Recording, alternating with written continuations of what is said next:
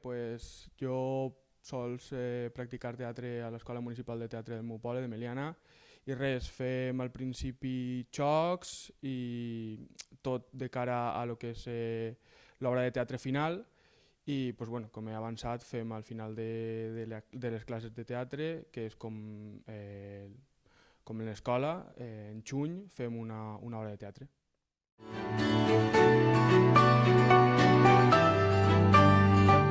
Bé, res, hem tocat quasi tots els pals, drama, comèdia, sinopsis. Bueno, la veritat és que normalment, sobretot, treballem comèdia.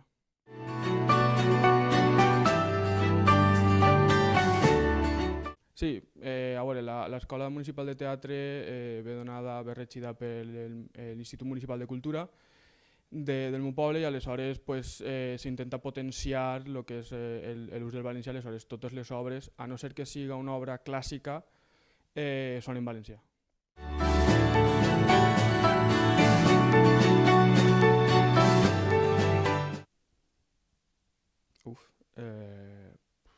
A veure, sí que és veritat que l'última no va ser en valencià, va ser una obra clàssica que va ser La ratonera d'Agatha Christie, que sí que va ser prou intensa el que és els assajos, però si estem parlant d'obres en valencià, pues, per exemple, Nascuts culpables, que és una traducció d'un llibre de, no sé si és polaco la persona, però està traduït i trata sobre temes de fills de persones nazis.